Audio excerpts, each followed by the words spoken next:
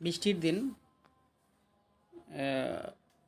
ঘরোয়াভাবে বিরিয়ানি রান্না হচ্ছে। একবার সিম্পল রেসিপি দিয়ে আমরা মাংসটা কষিয়ে নিচ্ছি। এর উপকরণগুলো আগে দেওয়া হয়ে গেছে।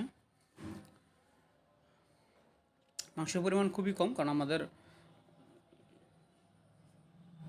সদস্য সংখ্যাও কম। দেখেন, মাংসটা এভাবে কষিয়ে নিতে হবে।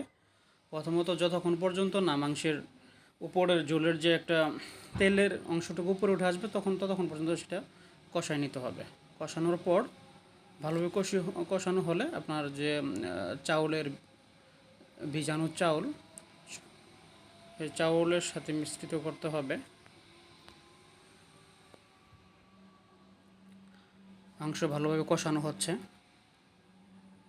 এখন যে চাউল ছিল, পোলাও চাউল, সেই চাউলটা আগে থেকে ভিজানো ছিল। প্রায় আপনি যদি 30 মিনিট অথবা 20 মিনিট চাউলটা ভিজিয়ে রাখেন, তাহলে সেই বিরিয়ানিটা রান্না করলে সেই বিরিয়ানির কী হবে, ঝরঝরা হবে।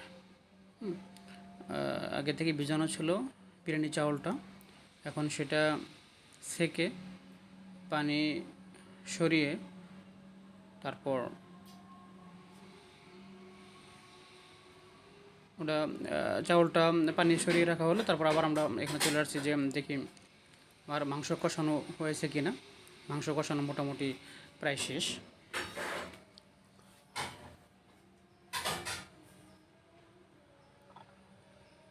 এই পর্যায়ে আমার যে পোলাও চালটা ছিল সেটা যে পানি থেকে উঠিয়ে ছাঁকা হয়েছিল, সেই চাউলটা কষানো মাংসের সাথে মিশিয়ে দেওয়া হলো।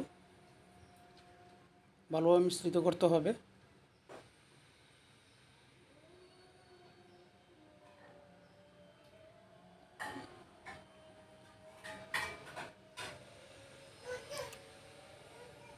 ভালোভাবে নেড়ে চেড়ে সুন্দরভাবে মিশ্রিত করার পর আপনি যাতে করে একটু মাংসের যে কষানোর যে ঝোলটা ছিল সেটা যেন সুন্দরভাবে ইয়ে হয়ে যায়, মিশে যায়। তারপর হচ্ছে একটু জাল দিতে হবে যাতে করে মাংসের ইয়ের সাথে, চাউলের সাথে সেটা ভালোভাবে মিশে যায়। তারপর মাঝে মাঝে নাড়াচাড়া করতে হবে যাতে করে নিচে থেকে আবার ধরে না যায় কড়াইয়ের সাথে।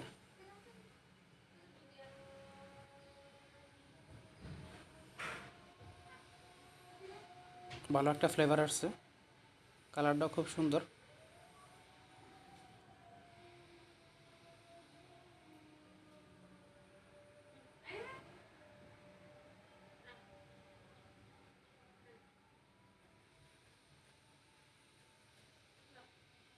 ভালোভাবে মিশ্রিত করার পর আপনার পরিমাণ মতো পানি দিতে হবে। পরিমাণ মতো পানিটা হচ্ছে আপনার যদি আপনার হাফ কেজি চাউল হয়, তাহলে সেক্ষেত্রে আপনাকে 2 মগ পানি দিতে হবে। পানির পরিমাণটা যদি আপনি বেশি হয়ে যায়, তাহলে কিন্তু আপনার বিরিয়ানিটা ঝরঝরা হবে না।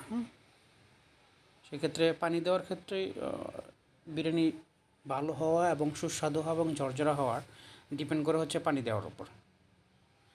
তাই পরিমাণ মতো পানি দিতে হবে।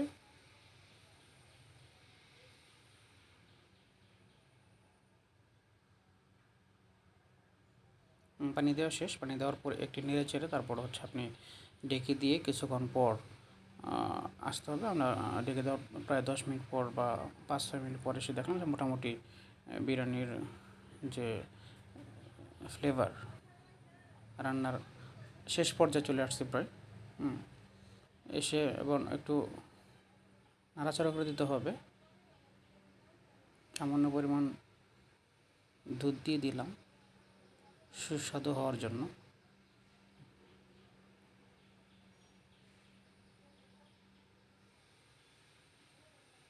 এটা আপনারা আগেও দিতে পারবেন। এখন একটু নেড়েচেড়ে দিতে হবে।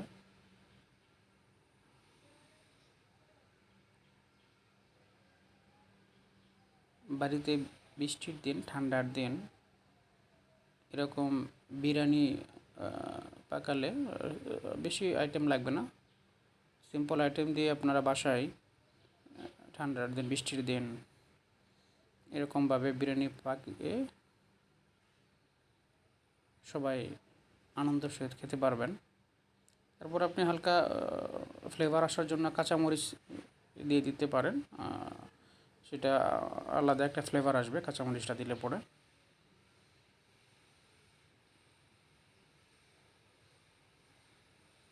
মোটামুটি বিরিয়ানির যে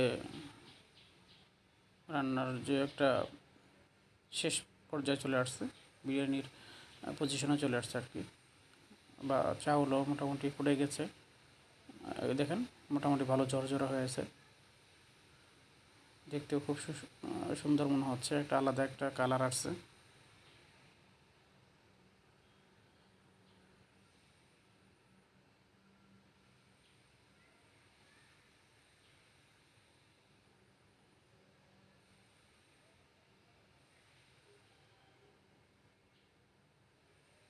রান্না শেষ, দেখেন সুন্দর একটা ফ্লেভার আসছে, খাওয়ার জন্য মোটামুটি রেডি। আজ আপনারাও বাসায় তৈরি করবেন এভাবে বৃষ্টির দিন যে কোনো সময়, অতি অল্প সময়ে। কেমন হলো আমাদের এই ভিডিওটা সেই সম্পর্কে কমেন্টস করবেন, লাইক দিবেন, শেয়ার করবেন। আজ এই পর্যন্তই, পরবর্তী ভিডিও পর্যন্ত আমাদের সাথে থাকার জন্য ধন্যবাদ।